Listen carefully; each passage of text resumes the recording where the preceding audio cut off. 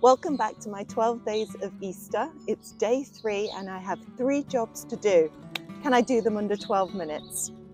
Only one way to find out.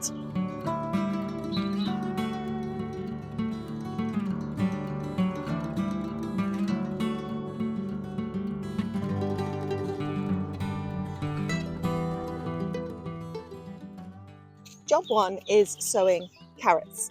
And I'm just going to sow 1 carrot seed today, although I've got lots. And this one is Amsterdam Forcing. It's an F1 variety. This was my carrot bed last year, as was this one. This one did excellent. It was my pick and mix bed, and I combined lots of different varieties of carrots and then sprinkled them on the surface. And it was really fun. You pulled up, you didn't know what you were going to get. This bed, I also did like that, but it got absolutely swamped by an enormous nasturtium, and so they didn't do as well. But this year, I'm not going to sow nasturtiums in this bed. It's already prepared in the sense that it's got garlic all around the edge, so that's going to help prevent carrot root fly, and also it's a high bed. Now the soil in here is okay, it's quite friable, so it's good for a seed like carrots that doesn't want to hit anything and fork, but it does need amending. So I've got some sharp sand and I've got some topsoil because you don't need lots of nutrients for carrots. And I'm going to bring up the level of the soil and then plant directly onto that topsoil.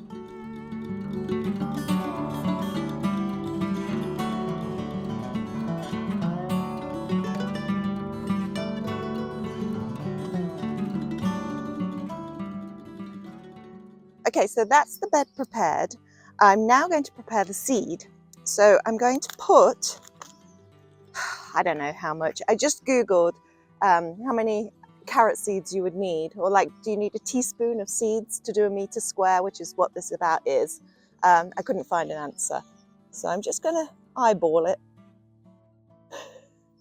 I know, there's loads of seed in here, and it doesn't matter if it's too thick because I can thin them out and the thinnings will go to my friend's rabbits. So the seeds are in the bowl. I'm now going to add in some of the Silver Grow compost. I'm using the Silver Grow because it's very fine, but I will just rub it. You could have used sand as well, but I just poured all the sand on. And it was a bit claggy, the sand, whereas this is nice and dry. Okay. And this is just going to help to distribute the seed evenly. And I'm not growing in rows, I'm just going to fill the whole grid. Right.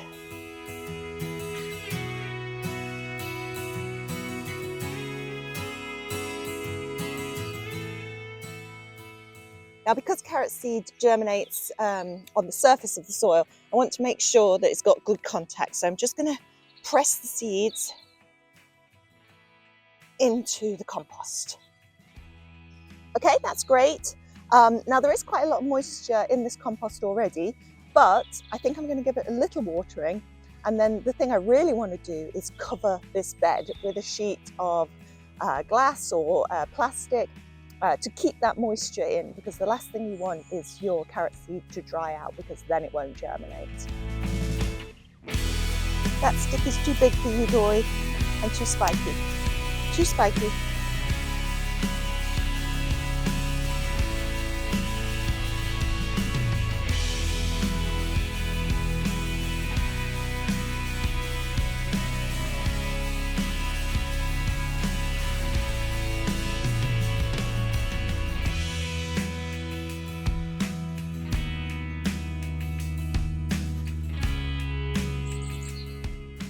Plastic will also help to keep in the heat, because obviously we could still have some frosts. So, okay, job 1 done. Not sure how we're doing for time, but on to job 2. So we didn't have to move very far for job 2. We're literally the next bed along. And as I said, this was a carrot bed last year. However, this year I want to use it as a parsnip bed. Now my parsnips have grown in the 2 shallower beds in previous years, and they've done okay, but I think they would benefit from having this deeper bed and, as I said before, a more friable soil.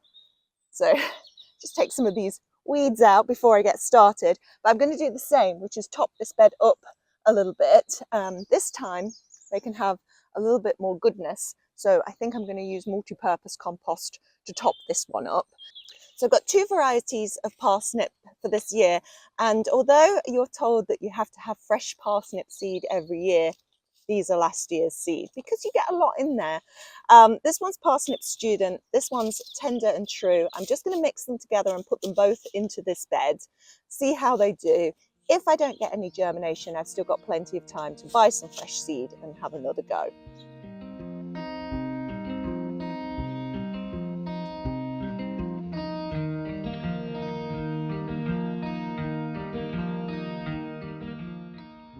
Now, parsnip seed is a lot bigger than carrot seeds, so I don't need to mix these with the compost like I did before.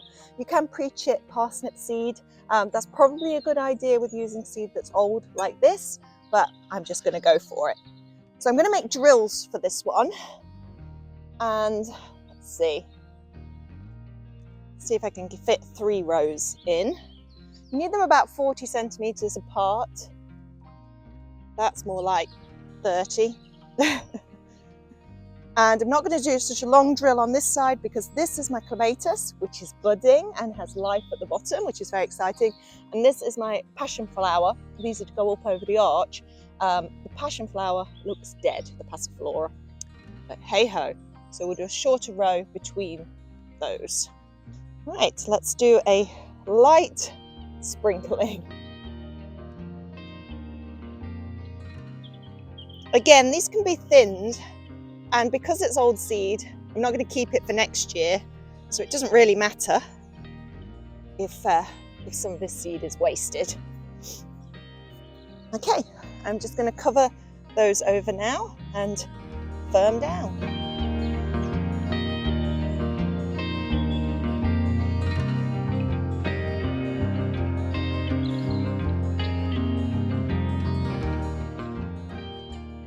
Now, because that seed is under the surface of the compost, I don't have to worry about it drying out like the carrot seed. But what I do want to do is make sure nothing comes along and digs in this bed, including her, but more likely foxes. So I'm just going to put a cage over the top of the bed to keep it protected.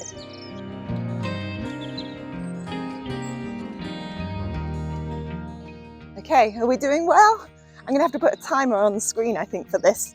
The third job is in the greenhouse, but we're coming out of the greenhouse to do it. It is my pea guttering. And look at those ones in the middle. Oh my goodness. So we'll go through the varieties when I get this down. I've just given it a little water because my hope is that will make it easier to slide out. But while that water is soaking in, we need to find a space for it in the beds and dig a trench.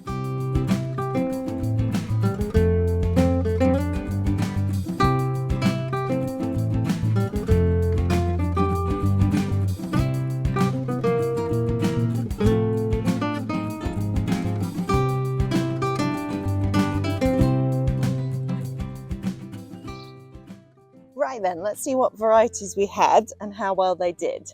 So this first little bunch is Early Onward, which did well for me on the plot last year, and they're okay. The huge guys are Azetus.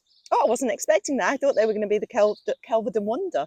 But no, these are the Azetus peas. Are they a particularly tall growing pea? I didn't really think about the heights of the peas when I just put them all together. Meteor, not very good, wasn't very good for me last year. And that's the Kelvedon Wonder right at the end, actually. That's interesting. I think perhaps that did poorly, mostly because of the mice as opposed to the variety. I think so, Dory. Okay, so the idea now is that I take the end off and just slide the peas out into this trench. Now, I have no expectation that this will go well. Let's see what happens.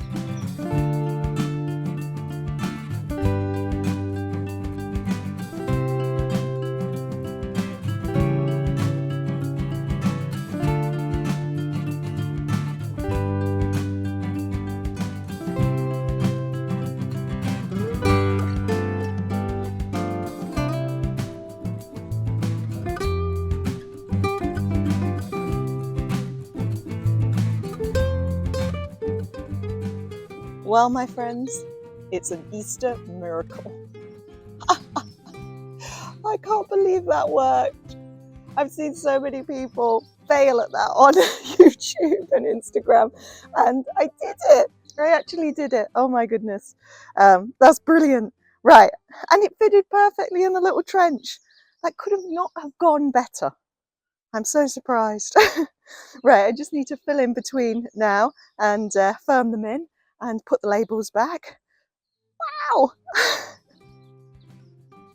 I can't believe that.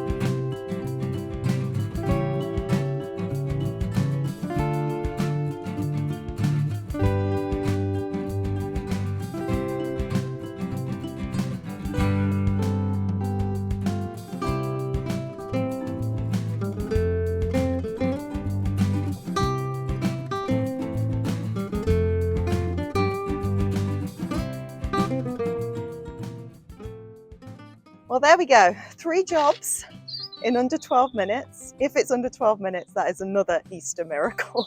Thank you for joining me. I'll see you tomorrow for day 4.